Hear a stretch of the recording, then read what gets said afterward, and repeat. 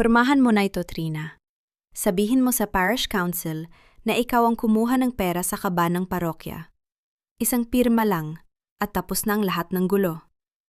Ang boses ni Severino ay hindi pa sigaw, ngunit ang bawat salitang binitawan niya ay tila malamig na bakal na dahan-dahang bumaon sa puso ni Trina. Ang ballpen na inilapag ng kanyang asawa sa ibabaw ng lamesa ay tila isang matalim na balisong na naghihintay na humiwa sa kanyang natitirang dangal. Nabitawan ni Trina ang hawak niyang sandok at ang tunog nito sa ibabaw ng porselanang plato ay umalingaw-ngaw sa loob ng marangeng silid-kainan.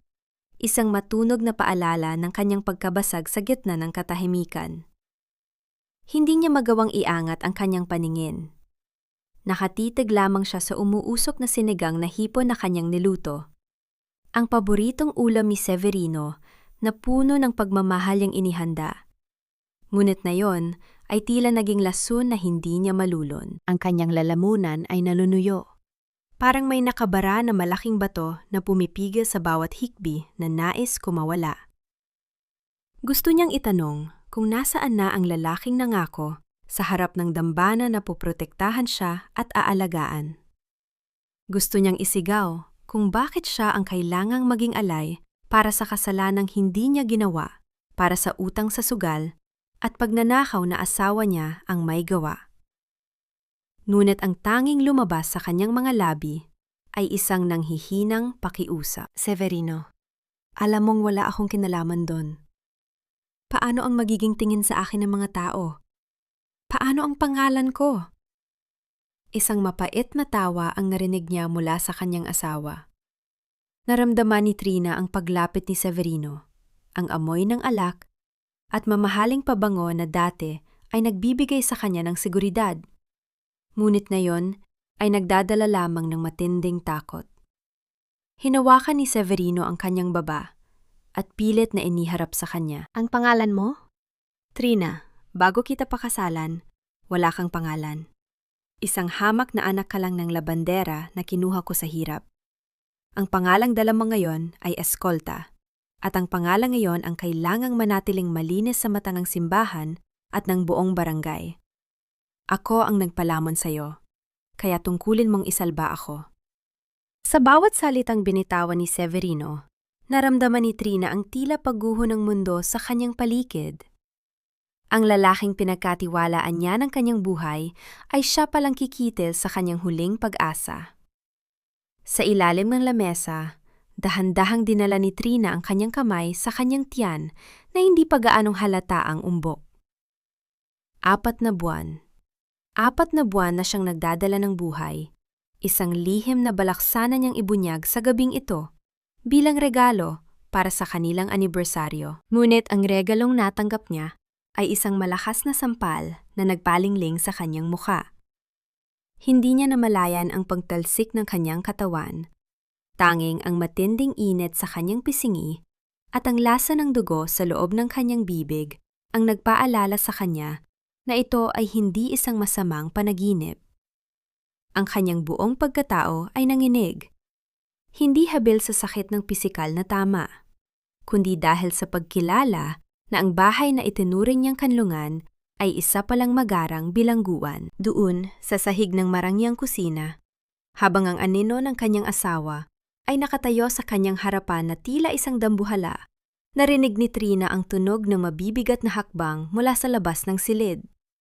Ang bawat tapak ay tila isang hatol na papalapit ng papalapit. Bumukas ang pinto at pumasok si Doña Benigna. Ang kanyang biyenan ay suot ang kanyang kulay aso na ternong pangsimbahan. Ang mga brilyante sa kanyang tainga ay kumikinang, ngunit ang kanyang mga mata ay mas malamig pa sa yelo. Hindi man lang ito nagpakita ng gulat nang makita ang manugang na nakasalampak sa sahig at may dugo sa labi. Sa halip, lumapit ang matanda sa altar na nasa sulok ng silid, nag-antanda ng krus at hinarap si Trina ng may paghamak. Tumayo ka riyan, Trina. Huwag kang mag-inarte na parang biktima. Maraming naghahangad na mapunta sa posisyon mo, kaya matuto kang magbayad ng utang na loob. Pirmahan mo ang dokumento at humingi ka ng tawad sa asawa mo. Nayon din, bago pa mawala ang pasensya ko, kumulyod ka at magmano ka sa akin. Patunayan mong karapat-dapat kang maging isang eskolta. Nakatitig si Trina sa 2 taong nasa harap niya. Ang kanyang asawa at ang kanyang biyenan. Ang mga taong dapat ay nagmamahal sa kanya. Ngunit ngayon ay tila mga buwetreng handa siyang lapain. Ang katahimikan sa loob ng silid ay naging bingi. Punong-puno ng tensyong hindi na mababawi pa. Sa sandaling ngayon, alam ni Trina na wala na siyang babalikan. Hinawakan niya muli ang kanyang tiyan. Ang kanyang daliri ay nanginginig habang hinahanap ang munting lakas sa gitna ng matinding takot. Sa kanyang isipan, isang tanong ang paulit-ulit na umuukit. Saan pa siya pupunta kung ang mismong pamilyang hininga niya ng kalinga ang siyang nagbaba ng hatol para sa kanyang kamatayan? Itaas mo ang iyong no, Trina. Hindi ka pinalaki para magmuhang basahan sa harap ng altar ng pamilyang ito. Ang boses ni Doña Benigna ay tila isang matalim na gunting na pumuputol sa anumang hibla ng dangal na natitira kay Trina. Kahit na kumikirot ang kanyang pisingi at lasang kalawang ang kanyang bibig dahil sa dugo, pilit na itinayo ni Trina ang kanyang sarili mula sa malamig na sahig. Bawat galaw niya ay tila may libu-libong karayom na tumutusok sa kanyang kalamnan. Ngunit ang mas masakit ay ang malamig na titig ng kanyang biyenan na tila ba siya ay isang dumi na nakakasira sa ganda ng kanilang tahanan. Dahan-dahan, sa utos ng matanda, ay inabot ni Trina ang kamay ni Doña Benigna. Ang balat ng matanda ay tuyo at malamig, kasing tigas ng kanyang puso. Nang idikit ni Trina ang likod ng kamay nito sa kanyang noo upang magmano, naramdaman niya ang bigat ng gintong singsing ni Benigna na tumama sa kanyang sugat. Isang tahimik na pagdurusa ang dumaan sa kanyang sistema. Ngunit nanatiling nakapinid ang kanyang mga labi. Ang pagmamano ay hindi lamang isang tradisyon, Trina. Muling pagsasalita ni Benigna habang binabawi ang kanyang kamay ng may pandediri. Ito ay pagpapaalala sa iyo kung kanino ka nanggaling at kung sino ang naglagay sa iyo sa marangyang kinalalagyan mo ngayon. Huwag mong kakalimutan ang utang na loob mo sa amin. Kung wala si Severino, marahil ay naglalaba ka pa rin ng mga damit ng ibang tao sa ilalim ng init ng araw. Gaslighting. Alam ni Trina ang ginagawa ng matanda. Pinaparamdam nito sa kanya na siya ay walang halaga, na ang lahat ng pananakit na natatanggap niya ay maliit na halaga lamang para sa buhay na ibinigay nila sa kanya. Ang bawat salita ay idinisenyo upang sirain ang kanyang kumpiyansa, upang gawin siyang isang sunod-sunuran na aso na hindi kailanman maglalakas loob na tumahol. Eksaktong sa sandaling iyon, ang katahimikan ng bahay ay muling nabasag nang marinig ang tunog ng pagkatok sa pintuan. Kasunod, ang boses na sadyang napakataas at tila puno ng pekeng pag-aalala. Si Charo Dalisay, ang kapitbahay na ang tanging libangan, ay ang manghimasok sa buhay ng may buhay, ay pumasok sa silid kainan na may dalang isang mangkok ng kakanin. Tao po, Doña Benigna, Severino, may dala akong sapin-sapin para sa inyo. Naku, nakabukas ang pinto kaya pumasok na ako. Wika ni Charo, habang ang kanyang malilikot na mata ay agad na dumapo kay Trina, na noon ay pilit na nag-aayos ng kanyang buhok upang itago ang namamagang pisingi. Trina, iha! Ano ang nangyari sa mukha mo? Parang namumula yata. Tanong ni Charo, bagaman kitang-kita sa kanyang mga mata ang kislap ng mali siya. Lumingon si Charo kay Benigna na tila humihingi ng sagot. Ngunit bago pa makapagsalita si Trina, mabilis nang sumabat ang matanda. Naku, Charo, ang bata niyan talaga ay napakalampas. Nadulas siya sa kusina kanina habang nagmamadaling ihanda ang paboritong ulam ni Severino. Sinasabihan ko na nga na mag-ingat, dahil baka kung ano pang mangyari, lalo na kailangan niyang alagaan ang kanyang sarili. Maayos na pagsisinungaling ni Benigna, habang ang kanyang mga mata ay nananatiling nakatitig ng matalas kay Trina, isang babala na huwag itong sasalungatin. Tumango-tango si Charo, ngunit ang kanyang mga labi ay nakang-isi ng kakaiba. Ah, ganun ba? Akala ko ay may kinalaman doon sa nakita ko kanina sa tapat ng kanto. May kausap ta kasing lalaki sa loob ng isang itim na kotse, Trina. Parang masyadong malapit yata kayo sa isa't isa. Akala ko nga ay kung sino ng kagalang-galang na lalaki ang kasama mo. Ang mga salita ni Charo ay tila mga lason na mabilis na kumalat sa loob ng silid. Alam ni Trina na wala itong katotohanan. Ngunit ang paraan ng pagkakasabi ni Charo, na may kasamang pagtaas ng kilay at makahulugang tingin, ay sapat na upang lalong mag-init ang ulo ni Severino, na noon ay nakikinig lamang sa gilid. Ang tsismis na ito ay magiging isa na namang armas upang siya ay lalong apihin. Huwag kang mag-alala, Charo, malamig na wika ni Severino habang papalapit sa kanyang asawa. Kilala ko si Trina. Alam kong hindi niya magagawang magtaksil sa akin. Lalo na't alam niya kung ano ang mawawala sa kanya. Naramdaman ni Trina ang kamay ni Severino na bumalot sa kanyang balikat. Isang mahigpit na pagkakahawak na tila isang posas na nagnanais na durugin ang kanyang buto. Nang sa wakas ay makaalis si Charo. Iniwan niya ang isang kapaligiran na mas lalong naging mapanganib para kay Trina. Ang mga sulyap ni Benigna at Severino ay tila mga bitag na naghihintay na sumara. Ayusin mo ang iyong sarili, Trina.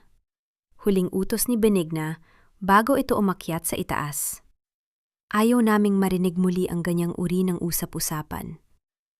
At huwag mong kakalimutan ang dokumentong kailangan mong pirmahan. Naiwang mag-isa si Trina sa gitna ng silid. Ang kanyang puso ay kumakaba ng mabilis. Hindi dahil sa takot sa dalawa, kundi dahil sa isang bagay na kailangan niyang gawin. Dahan-dahan siyang lumapit sa jacket ni Severino na nakasabit sa likod ng upuan.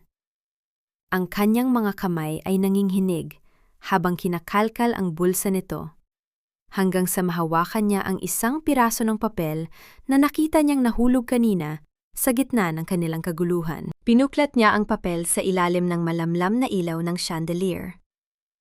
Ito ay isang formal na liham mula sa bangko. Ang mga salitang nakasulat doon ay tila isang malakas na kulog na yumanig sa kanyang buong pagkatao. Notice of foreclosure. Hindi lamang utang sa sugal ang problema ni Severino.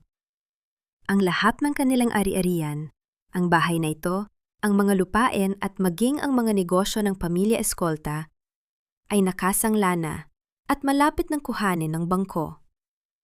Ang yaman na ipinagmamalaki ni Benigna ay isa na lamang hungkag na balat. Ngunit ang mas nakakabahala ay ang petsang nakasulat sa ilalim. Kailangan nila ng malaking halaga bago matapos ang buwan. Ang eksaktong halaga na kinuha mula sa kaba ng simbahan. Doon, sa dilim ng kanilang marangyang bahay, naintindihan ni Trina ang lahat. Hindi lang siya ginagawang alay para sa danggal. Ginagawa siyang biktima para sa kanilang kaligtasan mula sa kahirapan. Isang malamig na ngiti ang dumaan sa mga labi ni Trina sa gitna ng kanyang pighati. Alam na niya kung ano ang kanilang kinatatakutan. Biglang bumukas ang pinto ng silid-aklatan at lumabas si Severino. Ang kanyang muka ay puno ng galit habang hinahanap ang nawawalang sulat. Trina, nasaan ang papel na nasa bulsa ko? Ang hiyaw nito na yumanig sa katahimikan ng gabi. Ang gabi sa loob ng mansyon ng mga Escolta ay tila isang malapad na telon ng kadiliman na bumabalot sa bawat lihim at bawat hitbi. Sa loob ng kanyang silid, ang tanging maririnig ay ang mabilis at kinakabahang paghinga ni Trina. Ang kanyang mga kamay, na dati ay kilala sa lambot ng pagburda, ay nanginghinig habang dahan-dahan niyang inilalagay ang isang maliit na digital recorder sa ilalim ng base ng isang antigong plorera sa gilid ng kanilang kama. Hindi na siya ang Trina na basta na lamang luluha at magmamano sa harap ng kawalang katarungan. Ang bawat hapdi sa kanyang pisingi ay naging gasolina upang pag-alabin ang kanyang determinasyon. Kailangan niyang mag-imbak ng bala, hindi ng tingga, kundi ng mga boses at katotohanang itinatago ng mga pader na ito. Bawat pag-insulto ni Benigna, bawat banta ni Severino, ay dapat maisulat sa kasaysayan ng kanyang paglaya. Kinaumagahan, sa ilalim ng pagkukunwari na pupunta sa palengke upang bumili ng mga kagamitan para sa nalalapit na kapistahan, Nagtungo si Trina sa isang gusali sa kabayanan na malayo sa mapanuring mata ni Charo at ng mga espiya ni Benigna. Ang opisina ni Attorney Amparo Laksamana ay tahimik, amoy luma at bagong papel. Isang lugar na tila ba ang hustisya ay maaari pang hawakan. Nang bumukas ang pinto, tumambad sa kanya ang isang babaeng nasa gitna ng kanyang edad. Maayos ang pananamit at may mga matang tila nakakabasa ng kaluluwa. Si Amparo ay tumayo at ngumiti ng bahagya. Isang ngiting nagbigay kay Trina ng kakaibang ginhawa. Tila ba nakahanap siya ng isang silungan sa gitna ng malakas na bagyo? Umupo ka, Trina. Huwag kang matakot. Safe ka rito. Malumanay na wika ni Amparo sa wikang Taglish na natural sa mga kagalang-galang na profesional. I've heard about your situation. Hindi biro ang kalabanin ang isang pamilyang tulad ng mga eskolta, lalo na dito sa ating barangay. Pero tandaan mo, walang pader na masyadong mataas para sa batas. Nagsimulang magsalita si Trina. Ang kanyang boses ay nanginginig sa simula hanggang sa maging matatag. Ikinuwento niya ang lahat. Ang pagnanahaw sa pondo ng simbahan, ang bawhan na dinaranas niya, at ang banta sa kanyang buhay. Habang nagsasalita, napansin ng kanyang mga mata ang isang bagay sa ibabaw ng mesa ni Amparo.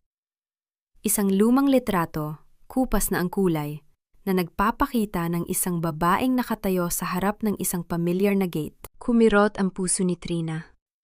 Ang gate na iyon, tila nakita na niya yun noon, marahil sa mga lumang album ni Doña Benigna na itinago na sa bodega.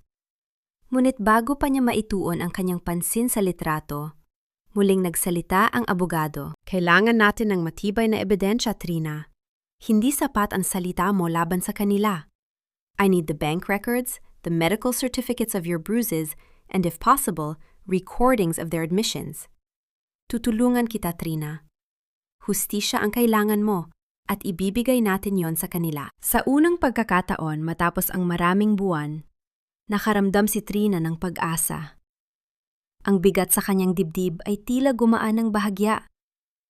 Akala niya ay mag-isa siya, ngunit narito si Amparo, handang maging espada at kalasag niya. Pag-uwi sa bahay, naging mas maingat si Trina. Ang kanyang puso ay tumitibok ng mabilis tuwing dadaan siya sa harap ni Severino o ni Benigna. Nang sumapit ang gabi, habang ang ulan ay nagsisimulang pumatak sa bubong ng mansyon, isang tunog na tila mga daliring kumakatok sa bintana, lihim na kinuha ni Trina ang kanyang telepono sa loob ng banyo. Pinindot niya ang numero ni Amparo upang ibalita ang tungkol sa foreclosure notice na nahanap niya. Ang bawat segundong paghihintay sa pagsagot ng tawag ay tila 1 oras ng pagdurusa. Hello, Attorney Amparo? Nahanap ko na ang dokumento. Totoo ang hinala ko. Bankrupt na sila at hindi natapos ni Trina ang kanyang sasabihin. Isang marahas na pagbukas ng pinto ng banyo ang yumanig sa katahimikan. Ang anino ni Severino ay bumalot sa liwanag ng bumbilya. Ang kanyang muka ay pulang-pula sa galit at ang kanyang mga mata ay nanlilisik sa pot. Bago pa makakilos si Trina, mabilis na hinablot ni Severino ang telepono mula sa kanyang kamay at ibinalibag ito sa dingding.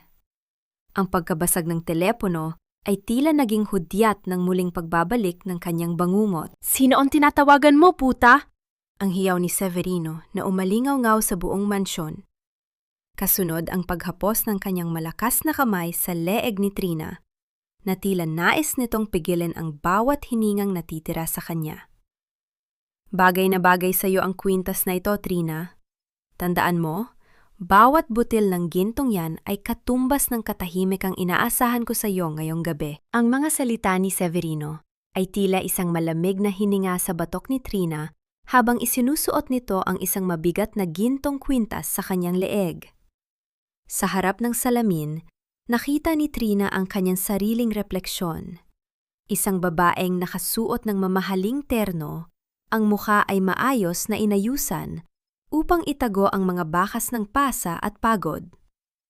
Ang kwintas na iyon, na dapat ay simbolo ng pagmamahal, ay tila isang gintong kadena na lalong nagpapabigat sa kanyang bawat panhinga. Sa labas ng mansyon, Ang buong barangay ay buhay na buhay.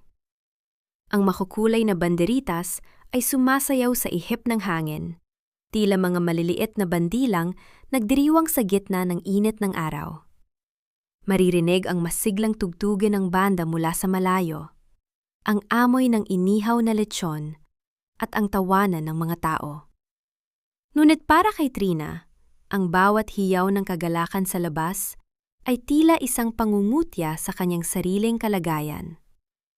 Ang kalsada ay puno ng saya, ngunit ang kanyang mundo ay nananatiling nakakulong sa isang madilim at mapanirang katahimikan. Ngumiti ka, hiha, ngiting kagalang-galang, ang marahang utos ni Doña Benigna habang pababa sila ng hagdan upang harapin ang mga panauhin. Sa loob ng malawak na hardin ng mga eskolta, nagtitipon ang mga opisyal ng simbahan, ang mga mayayaman sa bayan, at ang mga kilalang personalidad sa barangay.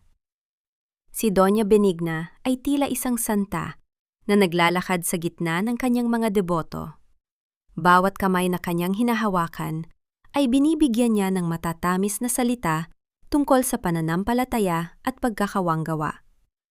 Si Severino naman ay abala sa pagpapakita ng kanyang pagiging huwarang asawa, madalas na humahawak sa bewang ni Trina, at ipinapakilala siya ng may pagmamalaki, bagaman ang kanyang hawak ay tila isang babalang, huwag siyang gagawa ng anumang maling galaw. Napakasuwerte mo talaga kay Severino, Trina.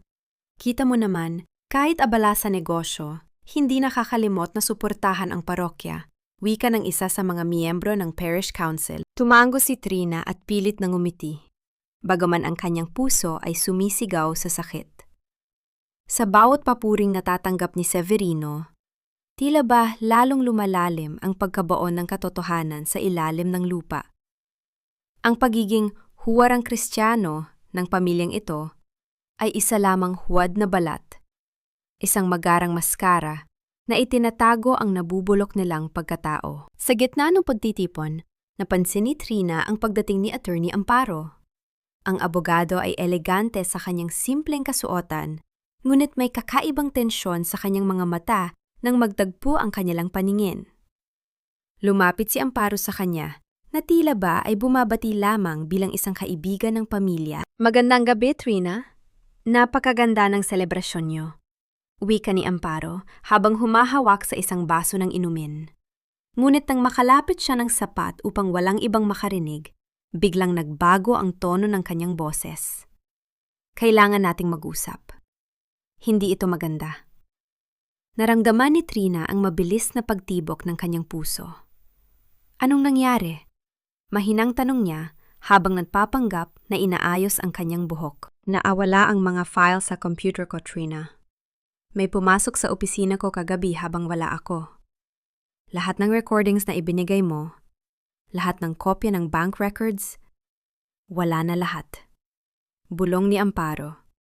Ang kanyang boses ay puno ng pigil na takot. Ang mga salitang iyon ay tila isang malakas na sampal na nagpaguho sa huling pag-asang pinanghahawakan ni Trina. Ang lahat ng kanyang pagtitiis, ang lahat ng panganib na kanyang sinuong para lamang makakalap ng ebidensya, ay tila naglaho na parang bula. Napatingin siya kay Severino na noon ay masayang nakikipagtawanan sa ilang alkalde. Ang kislap sa mga mata ng kanyang asawa ay tila isang pag-amin na sila ang may gawa nito.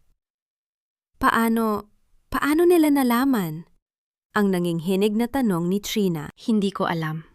Pero isa lang ang sigurado. Tugon ni Amparo habang tinititigan ng diretso si Trina. May nagtraidor sa atin. At hindi titigil ang pamilyang ito hanggang hindi ka nila tuluyang napapatahimik. Saktong sa sandaling iyon, ang musika ng banda sa labas ay biglang bumilis. Ang tunog ng mga tambol ay tila isang marahas na pintig sa sentido ni Trina. Ang mga banderitas na kanina ay tila sumasayaw, ay tila naging mga matatalim na dahon na nagnanais siyang sakalin. Bago pa makasagot si Trina, lumapit si Severino at inakbayan siya ng mahigpit. Ano ang pinag-uusapan niyo ng kagalang-galang na abogado, mahal ko? Parang seryoso yata. Tanong ni Severino. Ang kanyang ngiti ay hindi umabot sa kanyang mga mata. Sa halip ay tila isang babalang nakatutok sa leeg ni Trina. Bakit dito, Attorney Amparo? Bakit kailangan sa loob pa ng simbahan tayo magkita sa ganitong oras? Ang gulong ni Trina ay tila isang takot na hininga sa gitna ng malawak at madilim na loob ng parokya. Ang tanging liwanag ay nagmumula sa mga maliliit na kandilang nagniningas sa paanan ng mga santo. Ang kanilang mga anino ay tila mga higanteng sumasayaw sa mga pader na bato. Ang amoy ng insenso at natutunaw na wax ay mabigat sa hangin, nagbibigay ng isang pakiramdam ng kabanalan na tila ba hindi nararapat sa bigat ng balitang kanyang dala. Nakatayo si Amparo sa harap ng dambana. Ang kanyang likod ay matuwid, at ang kanyang anino ay mahaba. Nang dahan-dahan siyang lumingon kay Trina, hindi ang nag-aalalang abogado ang nakita ni Trina, kundi isang estrangerong may mga matang kasing lamig ng marmol na sahig. Wala na ang lambot sa kanyang tinig. Wala na ang pangako ng katarungan. Dahil dito nagsimula ang lahat, Trina. Simula ni Amparo, ang bawat salita niya ay umaalingaw-ngaw sa katahimikan ng simbahan. Dito sa paanan ng altar na ito, ipinangako ni Benigna ang lahat sa Diyos. Habang sa labas, ay itinatapon niya ang sarili niyang dugo at laman para lamang hindi mansyahan ang pangalang eskolta. Kumunot ang noo ni Trina. Ang kanyang puso ay nagsimulang tumibok ng mabilis sa kaba. Anong sinasabi mo? Anong kinalaman ni Doña Benigna sa mga nawawalang files? Isang mapait at nakakangilong ngiti ang dumaan sa mga labi ni Amparo. Inilabas niya ang lumang litratong nakita ni Trina sa kanyang opisina noon. Ang babaeng nakatayo sa harap ng gate ng mga eskolta. Sa pagkakataong ito, mas malapit ang pagkakahawak ni Amparo sa litrato at sa ilalim ng liwanag ng kandila, nakita ni Trina ang katotohanang nakatago sa likod ng mga ngiti. Hindi ako ang tagapagtanggol mo, Trina. At lalong hindi ako ang iyong kakampi. Ang boses ni Amparo ay naging kasing talas ng isang labaha. Ako ang anak na kailanman ay hindi kinilala. Ako ang bunga ng pagkakamali ni Benigna bago siya naging isang kagalang-galang na eskolta.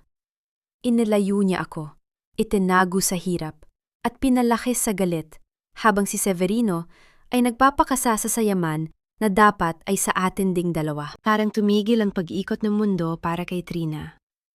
Ang bawat hininga niya ay tila naging lason.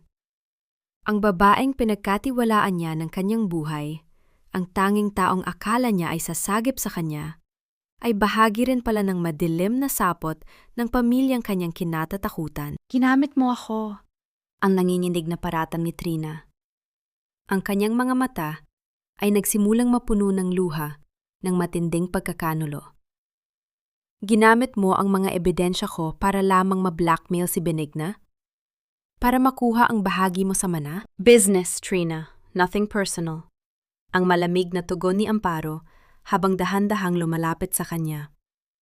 Ang mga ebidensya mo laban kay Severino ay ang huling baraha ko para makuha ang nararapat sa akin.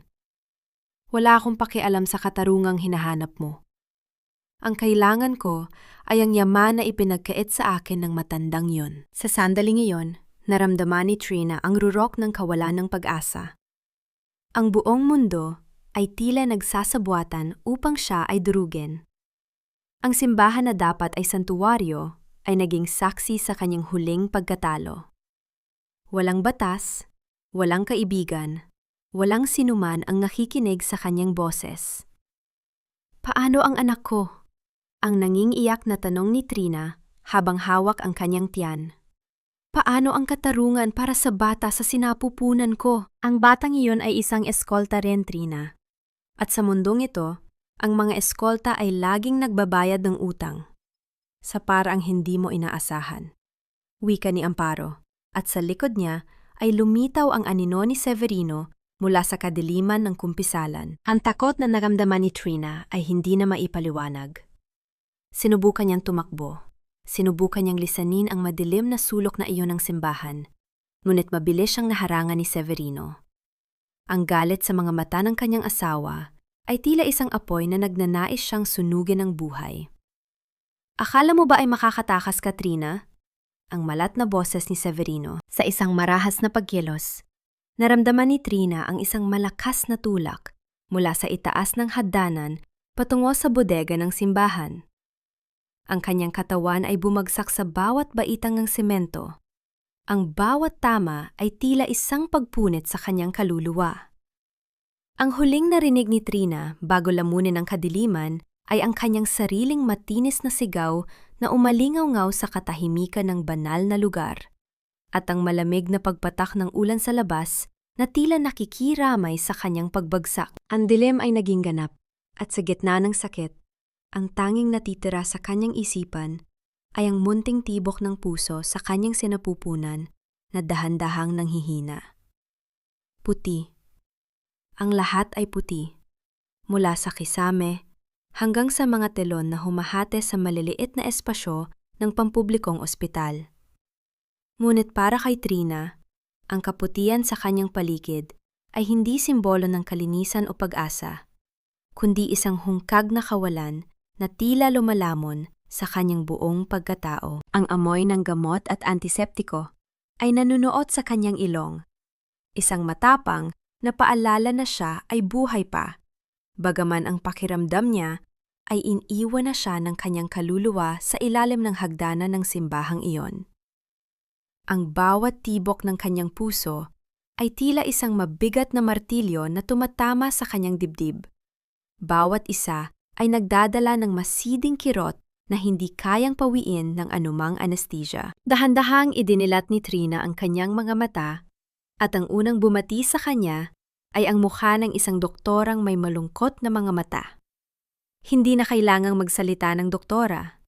Sa lalim ng buntong hininga nito at sa paraan ng paghawak nito sa kanyang kamay, alam na ni Trina ang hatol ng tadhana. Pasensya ka na, Trina. Ginawa namin ang lahat ng aming makakaya, ang malungkot na wika ng doktora. Ang boses nito ay tila nanggagaling sa ilalim ng tubig. Masyadong malakas ang pagbagsak mo. Wala na ang baby. Wala na. Ang dalawang salitang iyon ay tila mga matatalim na kidlat na muling pumatay sa kung anong natitirang buhay sa loob ni Trina. Ang kanyang hininga ay naging gapi. Ang kanyang lalamunan ay tila sinakal ng isang hindi nakakitang kamay. Wala siyang mailabas na tunog, walang kahit anong sigaw na sapat na malakas upang ipahayag ang hapdi ng pagkawala ng tanging dahilan kung bakit siya nananatiling matatag sa gitna ng unos. Hindi nagtagal, pumukas ang pinto ng silid ng walang pasabi. Pumasok si Severino, hindi bilang isang nag-aalalang asawa, kundi bilang isang sakim na may-ari na tila tinitingnan kung may pakinabang pa ang kanyang nasirang ari-arian. Walang pagsisisi sa kanyang mga mata, walang bakas ng dugo sa kanyang mga kamay na pumatay sa sarili niyang anak. Huwag mo akong tingnan ng ganyan, Trina. Ang malamig na bungad ni Severino habang nakatayo sa paanan ng kama. Kasalanan mo ito. Kung hindi ka naging matigas ang ulo, kung pinirmahan mo lang ang dokumento at hindi nakipagsabwatan sa abogadong yon, hindi ka aabot sa ganito. Ikaw ang pumatay sa anak natin dahil sa katigasan ng loob mo. Ang bawhang ng mga salita ay mas matinde pa sa pisikal na sakit.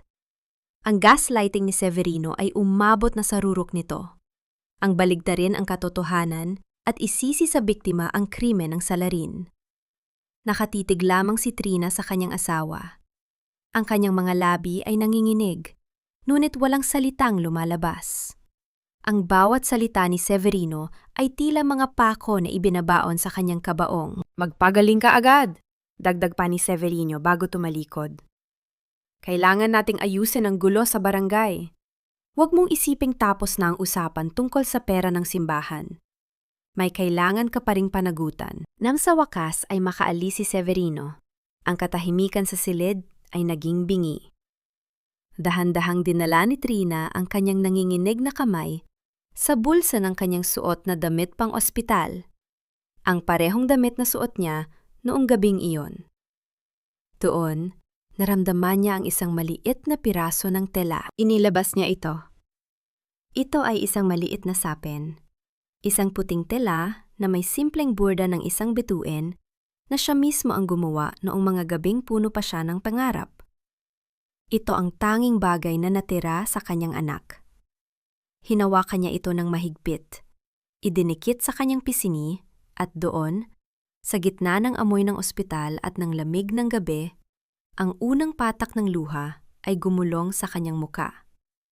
Isang tahimik na hikbi ang kumawala, isang paalam na puno ng pagsisisi at pagmamahal na hindi na maipaparating. Ngunit sa gitna ng kanyang pagluha, isang kakaibang pagbabago ang naganap. Ang panginginig ng kanyang mga kamay ay dahan-dahang tumigil. Ang labo ng kanyang paningin dahil sa luha ay napalitan ng isang matalas na kislap. Ang hapdi sa kanyang puso ay hindi nawala. Ngunit ito ay nagsimulang tumigas. Tila naging isang piraso ng bakal na pinanday sa apoy ng matinding pighati. Tumigil ang kanyang paghikpi. Ibinaba ni Trina ang sapin at tumitig sa kawalan. Ang Trina na pilit na naguunawa, ang Trina na laging nagbibigay ng pagkakataon, at ang Trina na nagtitiis para sa kapayapaan ay wala na. Ang natitira na lamang sa loob ng silid na yon ay isang babaeng wala ng balak umiyak muli. Ang kanyang mga mata, na dati ay puno ng takot, ngayon ay nagniningas sa isang malamig na apoy ng determinasyon. Hindi na siya biktima. Siya na ang magiging hatol. Ang pagbabalik ni Trina sa mansyon ng mga eskolta ay tila isang paglakad patungo sa loob ng bibig ng isang dambuhala. Ngunit sa pagkakataong ito, hindi na siya nanginginig sa takot. Ang bawat hakbang niya sa makintab na sahig ng sala ay may dalang bigat ng isang libing. Ang libing ng kanyang dating sarili na mapagtiis at mahina. Ang bahay na dati ay tila palasyo sa kanyang paningin, ay isa na lamang ngayong magarang kabaong na puno ng nabubulok na mga lihim. Sinalubong siya ni Doña Benigna sa paanan ng hagdan. Ang matanda ay may hawak na rosaryo habang ang kanyang mga mata ay mapanuring tinitingnan ang bawat kilos ng kanyang manugang. Sa tabi nito ay si Severino na may hawak na baso ng alak.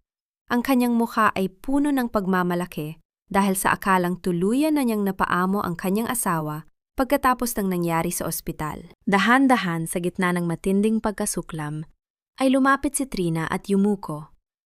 Isinagawa niya ang pagmamano sa kanyang biyenan ng may perpektong pagkukunyari. "Patawarin niyo po ako, Mama." "Patawad, Severino." Ang boses ni Trina ay malat at tila basag, isang sining ng pag-arte na kanyang pinanday sa gitna ng pagdadalamhati.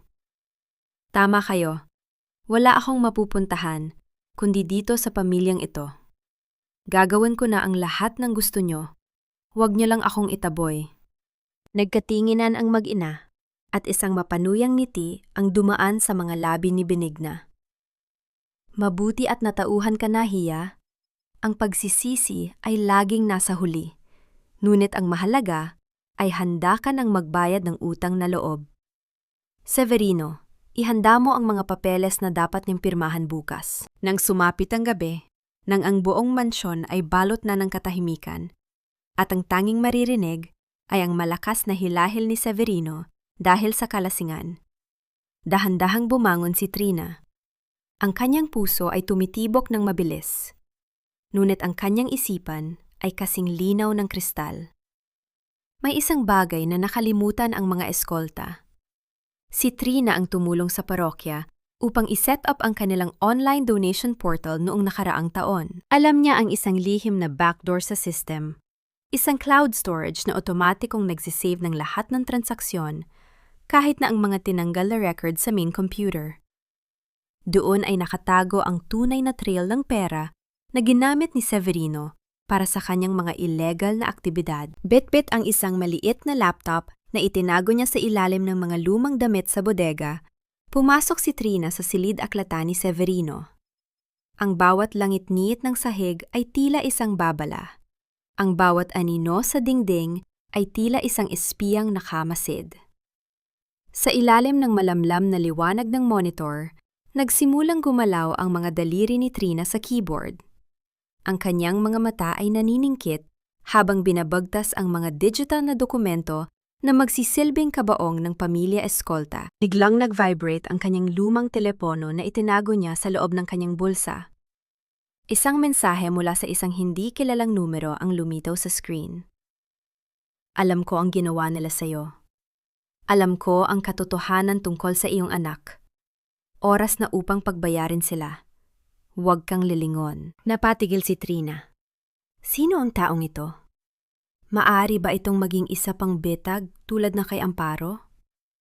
Ngunit bago pa siya makapag-isip ng malalim, narinig niya ang tunog ng isang tungkod na tumatama sa sahig mula sa labas ng pintuan. Ang ritmo nito ay pamilyar, mabagal, direkta at mapang-utos. Si Doña Benigna. Mabilis na isinara ni Trina ang laptop at itinago ito sa likod ng isang makapal na hilera ng mga libro sa istante. Ang kanyang hininga ay naging gapi. Ang kanyang mga kamay ay nanlamig habang pilit niyang pinakaalma ang kanyang sarili. Ang pintuan ng silid-aklatan ay dahan-dahang bumukas, lumilika ng isang maliit na awang kung saan pumasok ang liwanag mula sa hallway. Pumasok ang matanda. Ang kanyang anino ay humaba sa sahig habang bitbit ang kanyang tungkod. Tumingin si Benigna sa paligid ng madilim na silid. Ang kanyang mga mata ay tila naghahanap ng anumang bagay na hindi nararapat sa lugar. Trina, alam kong narito ka. Ang boses ni Benigna ay malamig at puno ng hinala. Bakit ka gising sa ganitong oras? Akala ko ba ay nagpapahinga ka na? Nakatayo si Trina sa dilim. Ang kanyang puso ay tila nais ng kumawala sa kanyang dibdib. Isang maling galaw lamang, isang maling hininga, at ang lahat ng kanyang pinaghirapan ay maglalaho. Huwag mong dungisan ang bahay na ito ng iyong presensya sa gabi, Trina. Ang mga nagtatago sa dilim ay mga taong may ginagawang masama. Ang boses ni Doña Benigna ay tila isang hatol ng kamatayan habang nakatayo siya sa pintuan ng silid-aklatan. Ngunit sa pagkakataong ito, hindi yumuko si Trina sa takot. Dahan-dahan siyang lumingon, ang kanyang mukha ay kasing lamig ng marmol, at sa kanyang kamay ay hawak niya ang isang lumang rosaryo na kinuha niya mula sa istante bilang panangga. Naghahanap lang po ako ng kapayapaan, Mama. Ang sabi niyo po, sa panalangin, matatagpuan ang kasagutan sa lahat ng gulo. Mahinahong tugon ni Trina. Ang kanyang boses ay walang panginginig. Ang matalas na titig ni Benigna ay nanatili sa kanya ng ilang sandali.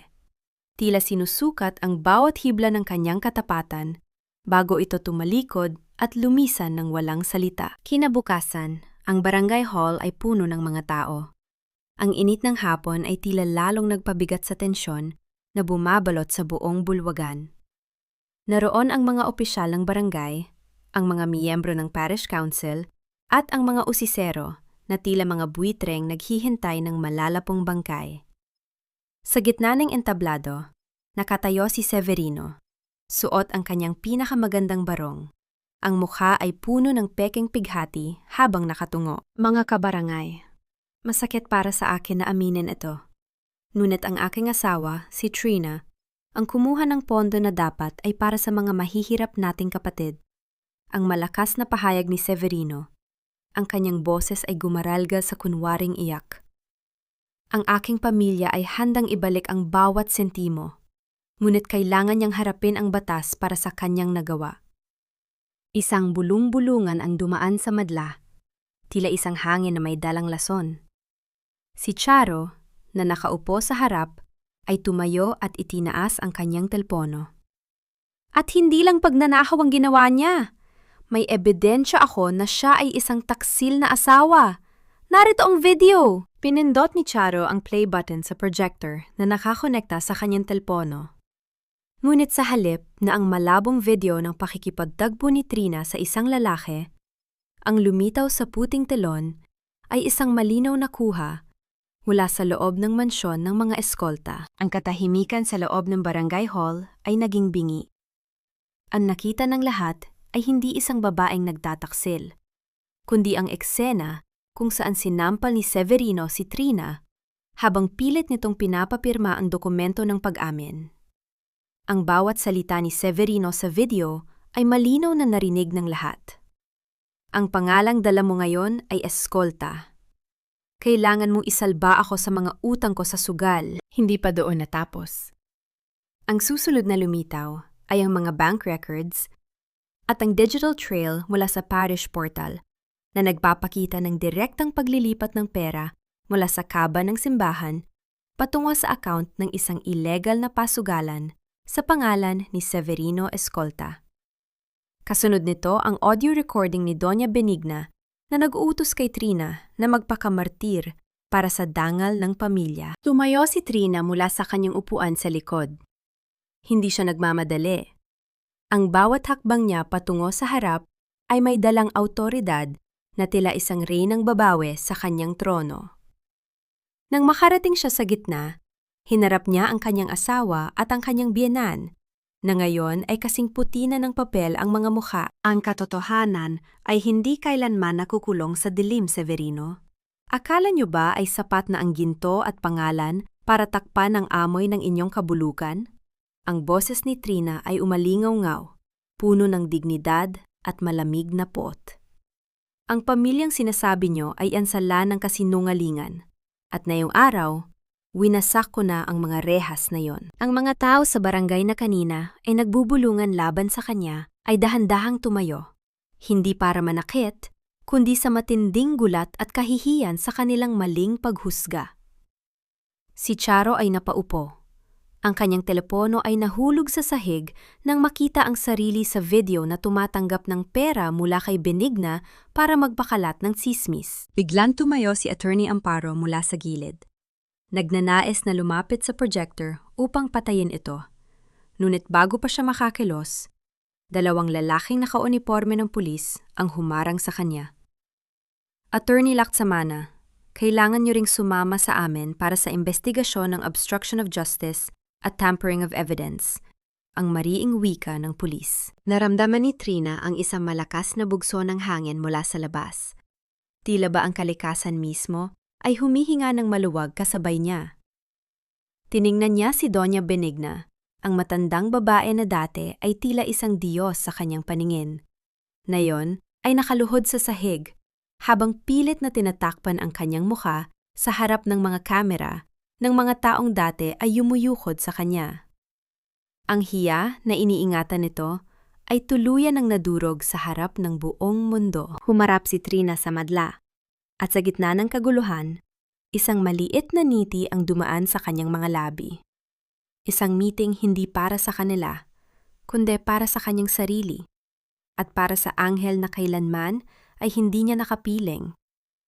Ngunit sa gitna ng tagumpay na ito, isang tanong ang nanatili sa kanyang isipan. Sino ang taong nagpadala ng mensahe sa kanya? At sapat na ba ang pagpapakulong sa kanila upang hilumin ang sugat na iniwan ng pagkawala ng kanyang anak? Ang bawat hakbang ng mga pulis sa semento ng barangay hall ay tila mga huling tunog ng isang batingaw na nagbabadyan ng katapusan ng isang kaharian. Sa gitna ng kaguluhan, nakatayo si Trina, payapa at matuwid, habang pinagmamasdan ang pagguho ng kastilyong gawa sa kasinungalingan na nagkulong sa kanya ng mahabang panahon. Ang malamig na tunog ng bakal na naglalapat sa mga pulso ni Severino ay umalingaw-ngaw sa buong bulwagan. Ang lalaking dati ay tila higante sa paningin ni Trina, ngayon ay mukhang isang basang sisiw, nanghihina, nakayuko, at hindi makatingin ng diretsyo sa mga taong dati ay kinaluluhaan niya ng yaman. Trina, pakiusap. Huwag mong gawin ito sa akin. Mahal kita, alam mo yan? Ang nanginginig na bulong ni Severino habang hinihila siya ng mga awtoridad. Ang boses nito ay puno pa rin ng manipulasyon, isang huling pagtatangka na gamitin ang pag-ibig bilang sandata. Ngunit tiningnan lamang siya ni Trina nang may halong lungkot at pandidiri. Hindi mo alam ang kahulugan ng salitang mahal, Severino. Ang minahal mo ay ang kapangyarihang ibinibigay ko sa iyo sa tuwing nananahimik ako sa bauhan mo. Ngayong wala na ang boses ko sa ilalim ng iyong mga kamay, wala ka na ring halaga. Sa isang sulok, si Doña Benigna ay tila naging isang estatwa ng pait. Ang kanyang mga kamay ay mahigpit na nakakapit sa kanyang tungkod, hanggang sa mamuti ang kanyang mga buko-buni. Ang lahat ng kanyang pinakaingatang hiya at dangal ay tuluyan ng naging abo sa harap ng kamera ng mga lokal na media at ng mga matang mapanghusga ng kanyang mga kabarangay. Ang matandang babae na kailanman ay hindi natutong humingi ng tawad, ay ngayon ay pinapalibutan ng katahimikan ng pagkabigo. Akala mo ba ay panalo ka na, Trina? Ang paos na tinig ni Benigna habang nilalagpasan siya ng manugang. Nasisira mo ang pamilyang ito, pero sisirain ka rin ng iyong konsensya. Wala kang utang na loob. Tumigil si Trina at hinarap ang matanda sa huling pagkakataon. Ang utang na loob ko ay nabayaran ko na noong gabing hayaan niyo akong mahulog sa hagdan habang dala ang inyong apo. Ang konsensya ko ay malinis, Mama. Kayo ang titingin sa salamin gabi-gabi at makikita ang dugo ng inyong sariling dugo at laman. Iniwan ni Trina ang bulwagan, habang ang paligid ay puno ng mga bulungan at kislap na mga lente ng kamera. Nagtungo siya pabalik sa mansyon ng mga eskolta sa huling pagkakataon. Ang bahay ay madilim, walang buhay, at tila nakikiramay sa pagpanaw ng isang pangalan. Pumasok siya sa kanyang silid at kumuha ng isang maliit na maleta.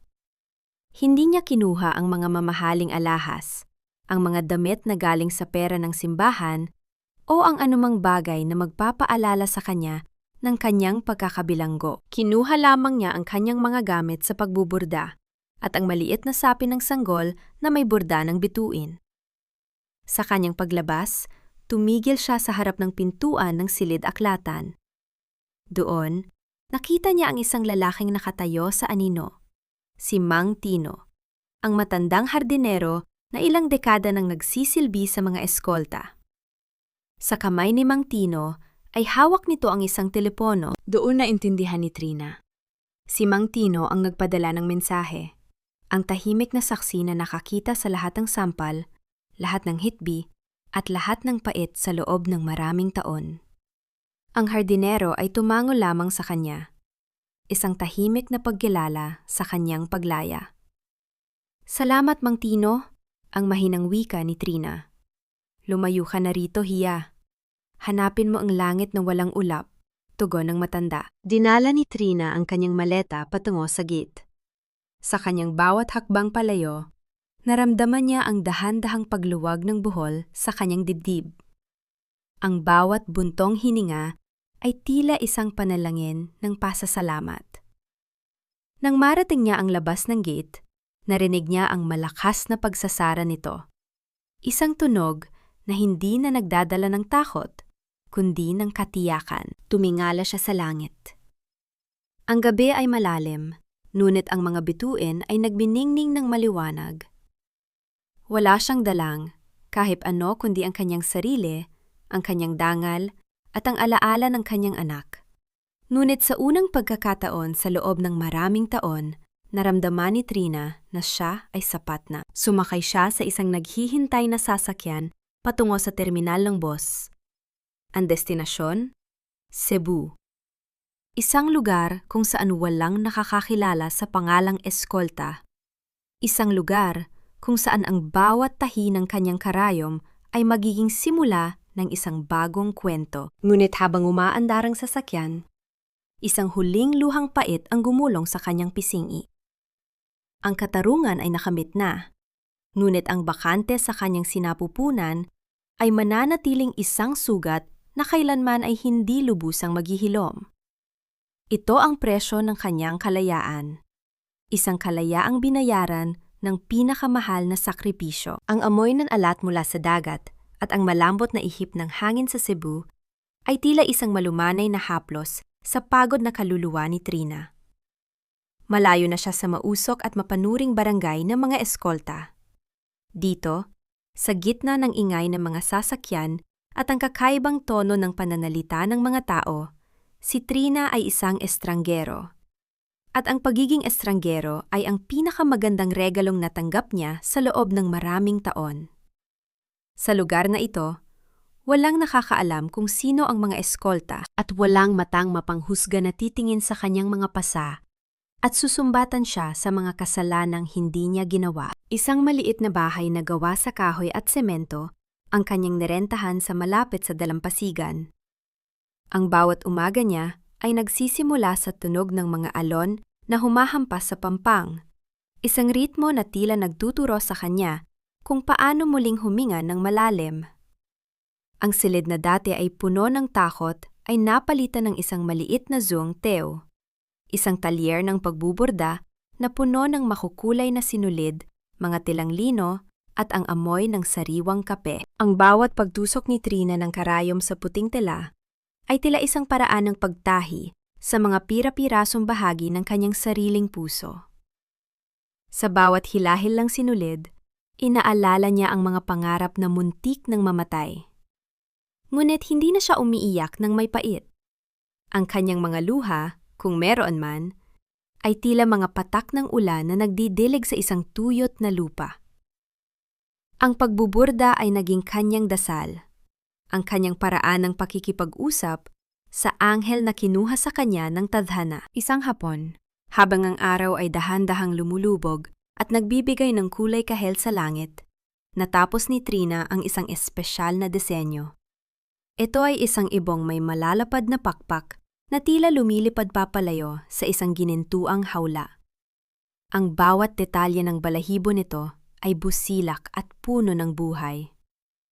Ito ang simbolo ng kanyang paglaya, ang patunay na kahit na binali ang kanyang mga pakpak, natuto siyang lumipad muli sa sarili niyang paraan. Ang kanyang maliit na tindahan ay nagsimulang makilala sa komunidad. Ang mga tao ay lumalapit hindi lamang para sa ganda ng kanyang gawa, kundi dahil sa katahimikan at kapayapaang hatid ni Miss Trina. Naging kanlungan ang kanyang talyer para sa mga kababaihan sa paligid na may kani-kanyang bitbit na lungkot. Sa pagitan ng mga tahi at kwentuhan, dahan-dahang nakahanap si Trina ng bagong layunin. Hindi na lamang ang iligtas ang sarili, kundi ang maging balikat para sa iba. Ngunit sa kabila ng lahat ng katahimikang ito, may mga gabi pa ring ang alaala ng nakaraan ay kumatok sa kanyang isipan. Ang mukha ni Severino sa likod ng rehas, ang huling titig ni Benigna, at ang hapdi ng pagkawala ng kanyang anak. Hindi ito tuluyang nawawala, ngunit natutunan na niyang yakapin ang mga pilat na ito bilang bahagi ng kanyang pagkatao. Alam niya na ang sugat na hindi na maghihilom ay maaari pa ring maging bukal ng lakas. Isang gabi, habang nag-aayos na siya ng mga kagamitan para isara ang tindahan, isang marahang kumatok sa pintuan. Ang tunog nito ay tila nag-aalangan, mahina, at puno ng kaba. Nang buksan ni Trina ang pinto, ang tumambad sa kanya ay asang babaeng basang-basa ng ulan. Ang buhok ay gulo-gulo, at ang kaliwang mata ay may sariwang pasa na pilit itinatago ng nanghinghinig na kamay. Ang babae ay hindi makapagsalita. Tanging ang mga mata nito na puno ng takot at paghingi ng saklolo ang nakatingin kay Trina. Sa sandaling iyon, nakita ni Trina ang kanyang dating sarili sa harap ng pintuan. Ang nakaraan na akala niya ay iniwan na niya ay muling nagpakita, hindi upang saktan siya, kundi upang subukin ang kanyang bagong tatag na puso. Tuloy ka, Iya. Ang malumanay na wika ni Trina habang iniaabot ang kanyang kamay. Huwag kang matakot. Narito ka sa ligtas na lugar sa loob ng kanyang munting tahanan sa Cebu. Habang ang ulan ay malakas na bumubuhos sa labas, alam ni Trina na ang kanyang misyon ay hindi pa tapos. Ang kanyang kalayaan ay hindi lamang para sa kanya, kundi para sa bawat babaeng nangangailangan ng liwanag sa gitna ng kadiliman. Ngunit sinong babaeng ito? At paano nito nahanap ang kanyang pagong talyer? Isang kakaibang kaba ang muling dumampi sa dibdib ni Trina nang mapansin niya ang isang pamilyar na disenyo ng hikaw sa taingan ng babae. Isang disenyong tanging ang mga kagalang-galang na pamilya sa kanilang lumang barangay ang nagsusuot. 5 taon ang mabilis na lumipas, na tila mga sinulid na dahan-dahang humabi sa isang bagong larawan ng buhay ni Trina. Ang maliit na talyer sa Cebu ay hindi na lamang isang simpleng tindahan ng burda.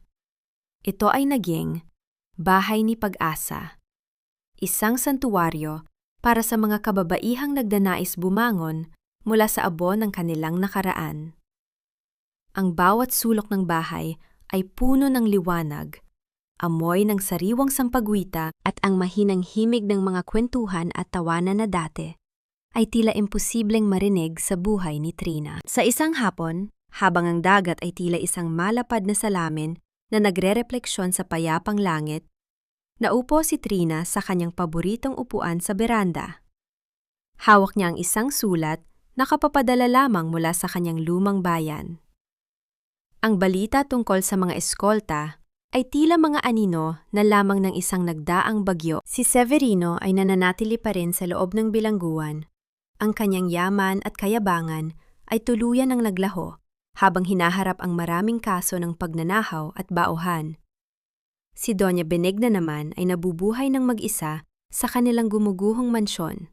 Ang bawat silid ay puno ng alikabok at ang bawat sulok ay tila bumubulong ng kanyang mga nakaraang kasalanan. Wala nang yumuyukod sa kanya. Wala nang humihingi ng basbas. Ang haya na pinakaingatan niya ay naging kaisa-isang kasama niya sa kanyang pagtanda. Napaniti ng bahagya si Trina, hindi dahil sa galit o pait, kundi dahil sa isang malalim na pagkaunawa. Napatawad na ba niya sila? Ang pagpapatawad para sa kanya ay hindi nangangahulugan ng paglimot o pagtanggap muli sa kanila sa kanyang buhay.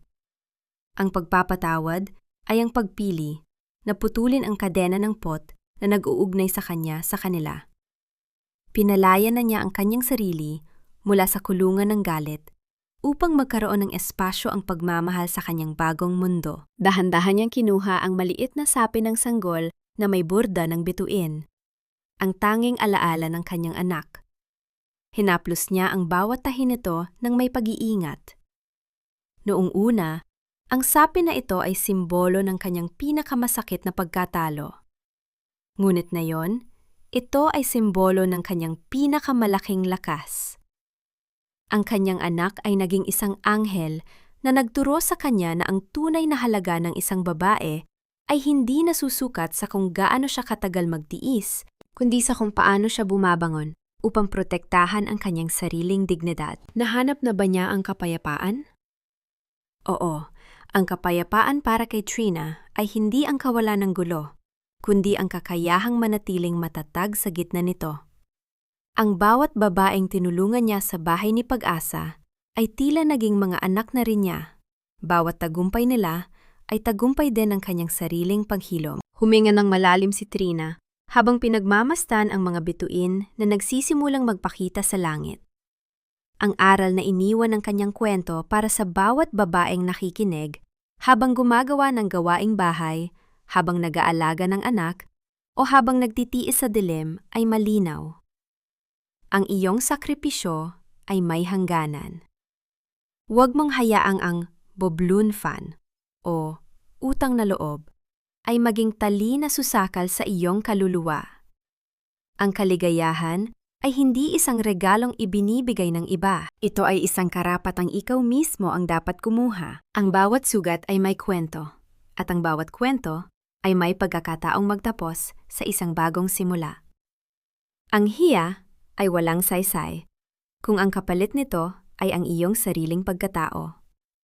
Tumayo si Trina at dahan-dahang isinara ang pinto ng kanyang beranda. Ang tunog ng paglapat ng kahoy ay tila isang pinal na tuldok sa isang mahaba at madilim na kabanata.